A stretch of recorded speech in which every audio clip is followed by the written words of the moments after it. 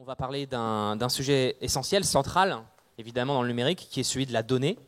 Mais finalement, la donnée, c'est vrai qu'on en entend énormément parler, mais on ne sait pas forcément toujours de quoi on parle. Donc précisément avec vous, Arthur Charpentier, on va étudier un peu plus en détail cette notion.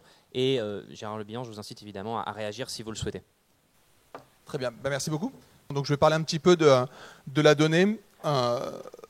Donc moi j'étais revenu un petit peu sur une perspective peut-être un peu stratosphérique, mais j'essaierai de pas montrer trop haut non plus. On va passer à celui d'après. Sur revenir sur ce que c'est finalement que la donnée, parce qu'il y a beaucoup de buzzwords qui vont traîner autour de la donnée. Je pense que quand on pense à la donnée, assez naturellement, on va penser à tout ce qui est statistique. Et ça revient au fait que historiquement, les données étaient collectées par des pouvoirs publics et par l'État. C'est que le terme même statistique renvoie à l'État, state. Donc c'est vraiment le gouvernement qui essaye d'avoir des informations sur historiquement les habitants, sur la production, sur les entreprises. Le premier institut de statistique en France, il est né, sauf erreur, en 1801 pour faire le premier recensement. Donc c'était vraiment l'idée de connaître un petit peu les habitants et d'avoir des informations sur eux. Donc cette histoire d'information, c'est ce qu'on va appeler de la donnée. Le but était d'avoir un outil d'aide à la décision pour les gouvernements, pour mettre en place des politiques, pour éventuellement après aussi voir si les politiques ont fonctionné. Donc il fallait un suivi statistique et pas juste une observation à un moment donné. Donc il y a eu tout ce développement autour de la statistique qui a été longuement étudié, qui est lié à l'importance des pouvoirs publics pour accumuler de l'information. Un point important, c'est aussi cette histoire de recensement. C'est-à-dire qu'à la base, l'idée était d'avoir des données exhaustives. Donc l'idée était de connaître les informations sur tout le monde et de collecter énormément d'informations. Alors si on passe au slide suivant, je vais quand même poser la question de ce que c'est que la donnée, parce que la donnée, c'est pas juste ce que collecte l'INSEE ou les instituts de statistique, c'est que les données, c'est beaucoup de choses. Les données, les policiers en avaient. D'accord ? Quand ils ont commencé à créer les premiers fichiers d'empreintes digitales, ça a été stocké sous forme de données. D'accord ? Ce sont des objets qui permettent ensuite d'avoir des décisions qui vont être prises, donc de savoir si quelqu'un est coupable ou pas, parce qu'on a retrouvé ses empreintes sur le lieu du crime.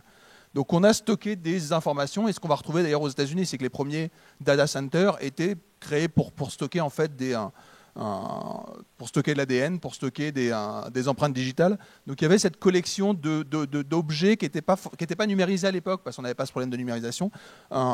Les données à l'INSEE étaient historiquement stockées. On a les vieilles cartes perforées qui pouvaient servir pour stocker de l'information. Et en fait, si on passe sur le slide suivant, on va retrouver le fait que les données, elles étaient big dès le début. C'est-à-dire que le big data, ça n'a rien de nouveau. C'est que si vous repensez, il y a un recensement qui est très connu aux États-Unis, c'est le recensement de 1880. Parce que c'est là qu'on a vu les premières avancées technologiques. C'est qu'on a eu les premières machines pour traiter des données. On a eu les premières automatisations, quelque part, de traitement de données. Et le recensement de 1880, c'est 50 millions de personnes, c'est-à-dire à peu près la population française. Donc depuis 120 ans, on a du big data. Et le big data, c'est à l'époque stocké dans des espèces d'énormes hangars. On avait des tiroirs entiers remplis de fiches, remplis d'informations. Et le big data, c'était ça à l'époque. C'était ces espèces d'énormes fichiers assez difficile à manipuler, d'accord. Donc, moi, je travaille beaucoup, on l'a pas évoqué, moi j'ai une charge de recherche sur le big data en assurance. Les assureurs collectent des données depuis des centaines d'années. Donc, les premières tables de mortalité sont nées chez les assureurs. Donc, c'était d'aller parcourir les cimetières pour noter les dates de naissance et de mort des gens. Et c'est vraiment cette idée de collecter de l'information et de la stocker sous un format, si possible, utilisable. Donc là, on voit que la notion d'utilisabilité, elle est pas fabuleuse. C'est que pour trouver de l'information, il faut aller dans le bon rayon, il faut ouvrir le bon tiroir, trouver la bonne carte. Et après, il faut agréger tout ça. Donc il y a un énorme problème de gestion des données qui s'est trouvé un peu, je pense, résolu par l'arrivée du numérique. Donc, entre-temps, il y a peut-être un point sur lequel il faut revenir, c'est sur l'histoire de la statistique. Il y a eu aussi un point assez important, c'est l'élection de Roosevelt en 1936. C'est que donc il y avait cette notion d'exhaustivité qui était importante pour les instituts de statistique. Et il y a eu l'énorme problème des sondages qui sont arrivés à peu près à cette époque-là. C'est-à-dire qu'à l'époque, donc, il y avait ce journal, le Literary Digest, qui avait fait une étude auprès de ses lecteurs, qui avait interrogé tous ses abonnés, qui leur avait demandé pour qui vous pensez voter. Ils avaient récolté à peu près 2,4 millions de réponses, et ils avaient prévu que Roosevelt aurait à peine 40% des voix. Et à la même époque, Gallup avait dit moi je m'en fous, j'ai pas besoin d'avoir beaucoup de monde. Avec 50 000 observations, je vais faire un sondage. Donc on arrivait à la notion de représentativité, c'est-à-dire qu'il n'y a pas besoin d'avoir d'un grand nombre, mais il suffit d'avoir un petit nombre représentatif. Et il avait prédit finalement que Roosevelt gagnerait, il gagnerait largement, et ça s'est confirmé par la suite. Donc on est arrivé à une idée qui était assez différente, qui était de dire on n'a pas besoin de collecter des informations sur tout le monde, on peut faire des enquêtes et on peut faire des sondages. Et à partir de là, les instituts de statistique ont commencé à se dire on va continuer à faire des recensements réguliers pour avoir des informations exhaustives, mais on peut aussi se contenter d'avoir des petits échantillons. Et toute la statistique s'est développée autour de cette idée qui est je peux avoir des petits échantillons, à partir du moment où ils sont représentatifs, ça va me suffire. Voilà. Donc on était, moi quand j'ai commencé à enseigner la statistique, on était toujours dans cette idée qu'on avait peu de données. Quasiment tous les cours qu'on fait à la fac de Sciences Éco, les cours d'économétrie sont construits autour de l'idée qu'on a 50 points et qu'il faut faire une extrapolation avec ça. Et culturellement, les statisticiens ont cette idée qu'on a souvent peu de données. Et tout d'un coup est arrivé le big data. Donc le big data, c'est vraiment cette idée que le nombre de données vont exploser essentiellement, pour faire simple, lié à Internet, lié à tout ce qui est objet connecté. Alors il y a aussi un point assez important, et c'est pour ça que je parlais un peu des instituts de statistique, c'est que historiquement, les données étaient collectées par des gens qu'on va appeler des statisticiens, des économètres, des sociologues, qui étaient dans leur tour d'ivoire, qui observaient le monde de loin, qui n'interagissaient pas, qui renvoyaient éventuellement des informations, qui étaient des agrégats. Donc c'était la publication des chiffres du chômage tous les mois par l'INSEE. Donc il y avait juste une interaction qui était assez ponctuelle. Et là, on est arrivé sur quelque chose de beaucoup plus participatif. Donc tout le monde participe à cet échange de données. Quand vous prenez le métro à Rennes, vous bipez avec votre carte, vous transmettez des données. Quand vous allez faire un achat en ligne, ou même pas en ligne, quand vous allez dans un magasin, que vous payez avec votre carte bancaire, vous laissez des données. Il y a les données de santé, les données de consommation. Donc pour tous ceux qui ont des cartes de consommateurs, c'est des données absolument fabuleuses. Les gens savent exactement ce que vous mangez. Enfin, les gens. Disons, les grandes surfaces dans lesquelles vous faites vos achats régulièrement savent exactement ce que vous mangez. Il y a tout ce qui va se passer sur les réseaux sociaux. Toutes les images que vous mettez en ligne, elles sont analysées. Tout ce que vous racontez en ligne, c'est analysé. Donc il y a beaucoup de choses qui sont partagées. Alors j'ai parlé un petit peu, j'ai mis une petite image pour évoquer aussi la santé connectée. C'est que la santé, c'est pas juste des chiffres. Donc je vais prendre quelques exemples par la suite pour rappeler que les données sont souvent perçues comme étant des chiffres, parce qu'on pense souvent à des données de statistiques, mais ça va être beaucoup plus riche que ça. En particulier, on va avoir des données de type imagerie médicale qui vont devenir essentielles. Je ne parle pas des images que vous postez sur Facebook, sur lesquelles on peut dire énormément de choses sur vous. Donc il y a plein de choses qu'on va pouvoir récupérer à partir de ces données. Et les données sont devenues une matière première. D'accord, ça va être la matière première pour tout ce qui va se développer autour de l'économie numérique. Les données sont cette matière première qui va permettre de développer plein de choses. Alors la particularité, c'est que c'est une matière première qui est assez originale par rapport à tout ce qu'on a connu dans les grandes révolutions industrielles. Pensez au pétrole. Le pétrole, c'est une matière première assez brute, d'accord, qu'il va falloir travailler. Ça va être pareil pour la donnée. Sauf que le pétrole est une matière première qui va s'épuiser. La donnée, elle n'a pas matière à diminuer. Ce n'est pas une matière qui est rare. C'est aussi un gros problème économique, c'est que c'est difficile de valoriser une donnée parce que la donnée n'a pas vraiment de valeur intrinsèque. D'accord, c'est ce qu'on va pouvoir en faire qui aura une valeur. Donc, c'est une matière qui est assez particulière. C'est un bien qui est en plus non rival. Donc ça, c'est quelque chose d'assez fabuleux. C'est-à-dire que si jamais moi j'utilise vos données en même temps que vous, on n'est pas forcément rival. Sauf si bien sûr je développe une application commerciale autour, mais on peut travailler tous les deux sur le même jeu de données. Donc c'est ce qu'on va retrouver autour du débat sur les données publiques, les données ouvertes. C'est que partager des données que possèdent des collectivités, c'est pas pour ça que ça va faire perdre de la valeur si jamais on commence à être plusieurs à les utiliser. Donc le fait qu'on ait des données, un bien non rival potentiellement infini, fait que la donnée peut potentiellement créer énormément de richesses. Donc les données posent aussi pas mal de questions. C'est que les données, on peut penser aux données qu'on va transmettre. Tout à l'heure, je montrais l'image de la carte vitale. Donc je sais que par ma carte vitale, je transmets énormément d'informations. J'espère qu'elle est sécurisée, parce qu'ils ont énormément d'informations sur moi. Mais il faut savoir que dans la plupart en fait, des applications, on s'en fout de savoir qui est derrière. Ce qui est intéressant dans les données, c'est pas forcément de savoir qu'une personne s'est levée à 6h43, qu'elle a pris sa douche ensuite, qu'elle a pris sa voiture à 7h21 et qu'elle est arrivée au travail à 7h53. Ce qui est intéressant, c'est de savoir qu'une personne, quelque part, a fait un certain trajet. Et ça peut nous permettre en fait, de mettre en place des stratégies en termes d'affectation de transport en public. D'accord. Ça permet aussi de voir où sont les nœuds de congestion quand on regarde le trafic sur certaines zones urbaines. Donc ce qui est intéressant, ce n'est pas vraiment les données, c'est souvent les métadonnées. Typiquement, c'est ce qu'on va retrouver sur le métro à Rennes, c'est-à-dire que je n'ai pas besoin de savoir exactement qui utilise telle carte Corrego, j'ai besoin de savoir que la même personne va faire tel trajet le matin et tel trajet le soir. D'accord, donc c'est vraiment cette histoire de flux et qu'éventuellement ça va se répéter toute la semaine. D'accord, donc c'est pas lié à une personne, c'est plutôt ce qu'on va appeler des métadonnées qui vont être intéressantes. Alors l'énorme problème des métadonnées, et ça c'est tout le travail qu'avait fait Yves-Alexandre de Montjoie, alors je ne pense plus qu'il soit doctorant maintenant, mais qui était doctorant au MIT, au Media Lab. Donc ce qu'il a montré, c'est qu'en fait les métadonnées ne servissent pas à garantir une espèce d'anonymité des personnes. Il l'a montré sur les cartes Visa, c'est qu'à partir du moment où on récupère quelques relevés de carte Visa, on sait parfaitement qui l'a payé, enfin qui utilisait la carte. Et pareil sur les téléphones cellulaires, c'est qu'il suffit d'avoir des positions de la personne pour savoir exactement qui c'est.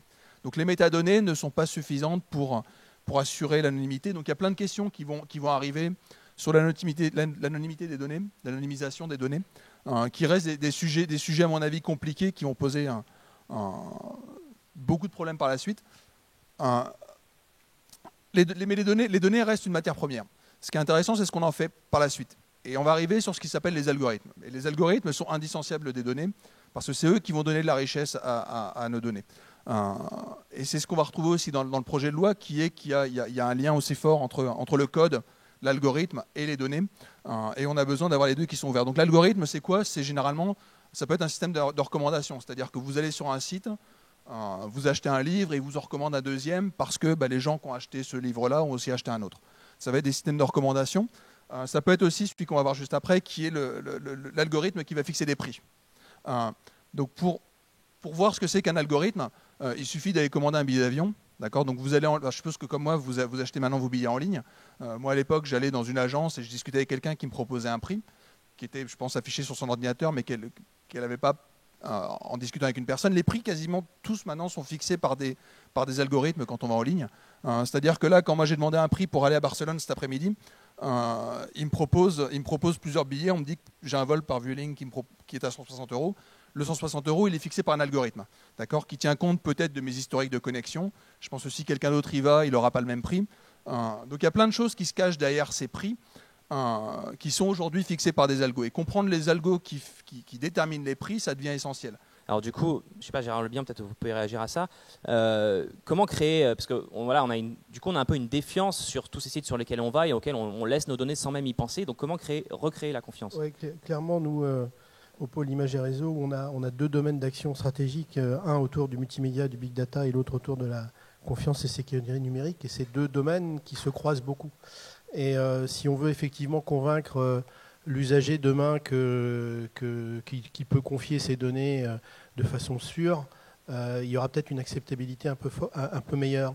À titre d'exemple, moi je préside l'Interpol Smart Grid France qui s'occupe des smart grids qui regroupe les pôles énergie et TIC. Et on a analysé les retours d'expérience des 17 démonstrateurs smart grid en France. Il y en a un qui est intéressant, c'est Nice Grid, qui est très connu, parce que il y a un très très beau showroom. Donc si vous allez à Nice, vous visitez le showroom de Nice Grid, c'est très très beau. Et en fait, on s'est aperçu qu'au début, les gens de Nice refusaient de se connecter, d'être connectés aux démonstrateurs. Tout simplement parce qu'ils n'avaient pas l'assurance que l'information donnée par leur consommation électrique, elle n'allait pas servir à autre chose. Et donc on est bien là on a beaucoup parlé d'acceptabilité des usages dans la première partie. C'est un vrai sujet autour des big data. Il faut que les gens soient sécurisés dans le fait que les données, alors il peut y avoir des fossés générationnels, mais n'empêche que là en l'occurrence, les gens de Nice disaient mais alors attendez, on va savoir à quelle heure je prends ma douche. Il n'est pas question que cette donnée soit disponible. Alors l'anonymisation est une réponse. On est nous aussi avec d'autres partenaires du projet Smile des deux régions là, qui ont été choisies comme zone de déploiement des smart grids. Il y a un vrai enjeu de données autour de ça.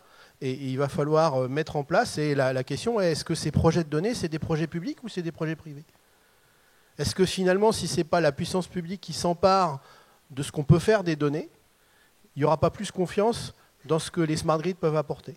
Et c'est un vrai enjeu. Donc, est-ce que ce n'est pas aux AODE, aux métropoles ou aux collectivités qui sont exploitantes de réseaux ou en tout cas qui sont délégataires des réseaux smart grid de s'emparer de données et d'assurer aux consommateurs que finalement ces données ne vont pas être utilisées pour toute autre chose qui est que la vérification ou par exemple la commande de dispositifs chez RDF ou RTE.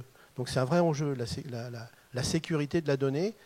Et du coup se pose la question, puisqu'on parlait de projets, Michel Briand à plusieurs occasions a proposé de faire des choses, pourquoi pas effectivement aussi assurer que les données elles restent en local. Finalement, peut-être que si mes données elles restent en Bretagne, je serais un peu plus confiant que de les savoir de l'autre côté de l'Atlantique. Effectivement, toujours autour des algorithmes, c'est que donc je parle un petit peu des algorithmes de prix. Le problème, c'est que des fois, les algorithmes de prix s'emballent ou ne marchent pas. C'est ce que vous pouvez observer pour ceux qui vont assez régulièrement acheter des livres. Des fois, vous avez des bouquins qui sont vendus à plus de 2 millions de dollars juste parce que l'algorithme a mal tarifé. Alors, on peut se dire que c'est pas grave. Et je pense que vous avez raison de vous dire ça. C'est que même si jamais vous cliquez malencontreusement sur acheter, je pense que votre banque bloquera le paiement de 2 millions de dollars et donc vous ne pourrez pas acheter le livre, si vous avez de la chance. Le problème, c'est que les algos, tout d'un coup, vont commencer à se faire des guerres. Et ça, c'est ce qu'on observe en finance sur le trading haute fréquence. C'est-à-dire que vous avez à la fois des algorithmes qui sont vendeurs et des robots qui sont vendeurs et des robots qui sont acheteurs. Et pour peu qu'il y ait un petit bug dans les codes, tout d'un coup, vous avez des crashs boursiers qui surviennent en quelques minutes, tout simplement parce que les algos s'emballent. Alors ça peut paraître un petit peu lointain, mais à mon avis c'est beaucoup plus présent que vous pouvez le croire. C'est que si vous pensez juste à des applications, par exemple je parlais d'achat de billets d'avion en ligne, vous pouvez avoir un vendeur. Quasiment toutes les compagnies aériennes maintenant ont des robots qui proposent des prix dès que quelqu'un les sollicite. Donc il y a des vendeurs qui ont des robots qui proposent des prix, mais on pourrait très bien imaginer des applications qui fassent le même comportement en termes d'acheteurs. C'est-à-dire que vous voulez planifier vos vacances, vous dites, moi j'ai envie de partir pendant 2 semaines avec les enfants dans un cadre familial à 2000 km d'ici pour un truc pas trop cher si possible, dans un appartement et pas dans un hôtel. Il va automatiquement, moyennant un budget, faire l'achat pour vous. Donc on imagine qu'il peut y avoir des robots, applications qui vont aller faire des achats, d'autres qui vont faire des ventes et qui vont finalement se mettre d'accord. Le gros problème sera finalement qu'est-ce qui se cache derrière cet algo. Okay, c'est que si jamais c'est la même compagnie qui fournit les algorithmes d'acheteurs et de vendeurs, on peut imaginer qu'il y ait des ententes et on peut se retrouver avec des systèmes un petit peu particuliers. Donc c'est des choses qui vont arriver. Alors les données, elles sont utiles pour plein de choses. J'en parlais tout à l'heure en disant que les instituts de statistique permettaient de faire de la prévision. Et ça va être la même chose, c'est que tout à l'heure on parlait de santé. En France, il y a eu le réseau Sentinelle qui avait été développé où on pouvait suivre des épidémies de grippe par exemple. Donc les médecins se connectaient à l'époque sur leur Minitel, renvoyaient des informations pour dire un petit peu les nombres d'épidémies de grippe. Et puis Google est arrivé en disant je peux faire plus vite et assez efficace pour un coût moindre, un coût largement moindre. Et effectivement, ça marchait bien. C'est-à-dire que juste en regardant les mots-clés qui étaient tapés sur Google, on pouvait détecter des épidémies de grippe. Ça marchait très très bien. Et juste pour rappeler l'importance des algorithmes, y compris dans la constitution même de données, c'est que tout d'un coup, on s'est rendu compte que l'algorithme de Google ne marchait plus du tout. C'est que dans tous les pays du monde, exactement au même moment, les algorithmes se sont plantés et ont prédit des pics de grippe alors qu'il n'y en avait pas du tout. Et en fait, c'est lié à un problème assez fondamental qui est la saisie automatique sur Google. C'est le même moment où ils ont commencé à avoir cette saisie automatique où vous commencez à taper un mot et ils complètent pour vous. Et donc on se retrouve dans cette idée que tout d'un coup, les algorithmes deviennent endogènes dans la constitution même des données. Donc les données sont même maintenant produites par des machines qui créent eux-mêmes la donnée. D'accord ? Donc on se retrouve dans un système un petit peu surréaliste dans lequel les données ne sont même plus neutres. D'accord ? On a des données qui sont produites avec un biais qui peut être assez important. Et ces algos, on les retrouve partout. D'accord ? Donc je parlais de santé, on les retrouve en matière policière. Ça permet de voir où est-ce qu'il faut mettre des patrouilles de police, dans quel quartier, à quelle heure. On va les retrouver de plus en plus en matière judiciaire, d'aide à la décision pour prendre des verdicts basés sur de l'historique à la fois de la personne et d'autres individus. On va les retrouver surtout en santé. C'est-à-dire qu'il y a de plus en plus d'endroits dans le monde, je pense en particulier à la Californie, où on commence à avoir de plus en plus d'algorithmes qui remplacent les médecins, où finalement les médecins signent à la fin quelque chose qui est prédit par un algorithme. À Shanghai, ils ont mis en place un système qui est incroyablement efficace puisqu'ils ont réussi à baisser largement les coûts en matière d'assurance santé, uniquement en utilisant de la donnée, en sachant qu'il y a des personnes, par exemple, qui n'ont jamais la grippe, donc ça ne sert à rien de vacciner ces gens-là, ils n'auront pas la grippe, point final, en utilisant des historiques assez fins sur les individus, mais aussi sur leur voisinage. C'est que si on sait que dans un quartier, il y a une épidémie de gastro, il y a une chance pour que la personne l'ait aussi. Donc il y a plein de données qu'on peut collecter pour améliorer la prévision. Et tout ça, ça sert à plein de choses. Alors, juste pour rappeler le fait que la donnée n'est pas que du chiffre, on peut utiliser aussi les données visuelles, les données d'image. C'est ce qui est utilisé, vous pouvez imaginer, dans une grande gare, dans un aéroport, en termes de sécurité. Vous voulez repérer, par exemple, quelqu'un qui s'évanouit. Quelqu'un qui tombe dans la foule, vous avez envie de le repérer, puis envoyer des services de santé. Donc l'idée, c'est d'aller repérer des gens. Alors là, pour ceux qui connaissent, en fait, j'en cherche un monsieur avec des rayures. Donc l'idée, c'est de pouvoir repérer des gens sur des images, voire plus compliqué, sur des vidéos. Okay, donc la donnée, ça ne devient pas juste des séries de chiffres qu'on va collecter, mais ça peut être toutes ces données qui sont des vidéos, qui sont des images et qu'on peut exploiter. Alors peut-être juste pour conclure, je vais vous montrer l'image suivante. Donc ça, je suppose que vous avez reconnu ce monument derrière, c'est le Mont Saint-Michel. Essayez de réfléchir 2 minutes à comment est-ce que vous savez que c'est le Mont Saint-Michel. Et en fait, là-dessus, quand vous commencez à vous poser cette question, vous posez toute la question de l'intelligence artificielle et de comment est-ce qu'une machine est capable d'identifier le fait que ce soit le Mont Saint-Michel. Là, moi, c'est ce que j'ai obtenu sur Google quand j'ai tapé Mont Saint-Michel. Je pense que l'algorithme de Google ne sait pas du tout ce que c'est que le Mont Saint-Michel. Okay, mais il est quand même capable de me repérer toutes les images qui sont associées au Mont Saint-Michel. Et il est capable de le faire essentiellement à cause de vous. C'est qu'à partir du moment où vous cherchez le Mont Saint-Michel pour mettre une image dans un beau diaporama, vous allez cliquer sur une photo. Et donc, si jamais vous cliquez sur la photo en ayant fait la recherche Mont Saint-Michel, c'est que sûrement c'est le Mont Saint-Michel. Donc, en fait, on a tout ce mécanisme d'apprentissage qui va se faire grâce aux données. D'accord, donc des données qui sont potentiellement plus compliquées et sur lesquelles on peut arriver à plein de choses. On peut repérer maintenant, on peut identifier où sont prises les photos. D'accord, donc c'est tous les nouveaux algorithmes qu'on voit arriver sur lesquels vous avez une photo et automatiquement il peut vous dire où est-ce qu'elle a été prise. C'est ce qu'on va retrouver aussi sur la reconnaissance faciale où on peut maintenant identifier les gens sur des photos, y compris quand ils commencent à être mal éclairés, voire potentiellement presque de dos. Okay, donc on peut repérer beaucoup de choses à partir de données. Et les données servent fondamentalement sur la constitution de l'algorithme, et je vais peut-être finir avec ça, si vous pensez à Google Translate par exemple, quand vous voulez traduire un texte, une phrase d'anglais au français, historiquement les linguistes avaient essayé de faire comprendre à une machine comment est-ce qu'on parle français, comment est-ce qu'on parle anglais, ils avaient essayé de lui apprendre la grammaire. C'est plus du tout comme ça que marchent les algorithmes. Les algorithmes, ils sont basés maintenant sur des données, c'est-à-dire qu'ils vont collecter énormément de textes. Je pense en particulier, on a parlé pas mal du Québec et du Canada. Le Canada est un endroit assez fabuleux puisqu'on a des textes qui sont à la fois officiels en français et en anglais avec des traductions parfaites. Donc vous alimentez un algorithme avec toutes ces phrases-là. Et l'idée, c'est d'aller chercher après des corrélations entre la phrase que vous tapez et des corrélations dans des textes. Donc vous allez chercher une phrase qui est proche dans un texte et vous renvoyez, moyennant un peu de bricolage, la phrase associée dans l'autre langue. Donc en fait, quasiment tous les algorithmes qu'on voit sont alimentés par ces données. Donc les données deviennent assez fondamentales dans le sens où quasiment tout ce qu'on va faire va être construit autour de ces données, de recherche de corrélation. La corrélation est essentielle, c'est ce qu'on fait en économétrie depuis une centaine d'années. Donc on voit arriver de plus en plus de monde qui s'intéresse à ce qu'on fait en économie, en économétrie, parce que précisément c'est ce qu'on faisait. On allait chercher des corrélations entre des séries et des données. Voilà. Je vous en prie. Juste pour rebondir, puisqu'il a été dit que les données, ça sert à plein de choses. Effectivement, il y a un partenariat public-privé qui s'est monté en Europe, qui s'appelle BDV, Big Data Value, et il a sorti en début d'année un rapport qui indique qu'à l'horizon de 2020, les big data, au sens large, avec de tout ce qui a été évoqué jusqu'à là, c'était potentiellement 2% de croissance du PIB européen. 2% de croissance du PIB européen associé au big data. Donc c'est énorme. Là, on ne parle pas du PIB de la France, mais de l'Europe des 28. Et ils ont identifié les domaines dans lesquels, a priori, il y aurait le plus d'apport, je dirais, de PIB. Alors, ce qui est assez intéressant, il y a évidemment le commerce, ça a été évoqué, c'est le premier. Mais tout de suite derrière, il y a l'industrie. Voilà, c'est les process de production, c'est l'amélioration de la qualité, c'est la consommation électrique, etc. Mais tout de suite derrière le commerce, on trouve l'industrie. Et après, la santé. Et l'administration, donc tout ce qui est sécurité, tout ça, arrive loin derrière. Et derrière, dans le même rapport, il y a les enjeux vus de ce que l'Europe devrait faire. Alors il y a évidemment aider un certain nombre de dispositifs, mais il y a aussi tout un sujet sur les compétences. Et là, on rejoint les responsabilités des régions en tout ce qui est enseignement supérieur et recherche. C'est clair que les données, ça crée des nouveaux métiers et donc des nouvelles formations et il faut s'y préparer, quoi.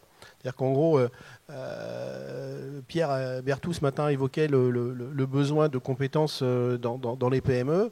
Alors, il n'y aura pas forcément besoin de data scientists dans toutes les PME, mais n'empêche qu'on en aura besoin de plus en plus. Et donc il faut que notre enseignement supérieur et notre recherche se préparent à former ces nouveaux métiers et créer ces nouveaux métiers. Et puisqu'il y a des parlementaires dans la salle, un des enjeux aussi remontés par le BDV, c'est l'aspect législatif. C'est clair qu'on peut plus ou moins brider un développement économique au travers de législation. On sait bien que sur la santé, par exemple, aujourd'hui, appliquer des protocoles de type médicaments à des serious games, ça n'a pas beaucoup de sens. Et pour autant, aujourd'hui, ça retarde le développement de certaines composantes du numérique dans le domaine de la santé. Donc l'aspect législatif est aussi important pour savoir qu'est-ce qu'on a le droit de faire, avec quelles données, etc., etc. Un mot de conclusion ou ça vous va? C'est bon? Très bien. Dans ce cas-là, je vous remercie parce que l'heure tourne. Et donc, on va s'arrêter là. Merci beaucoup, messieurs.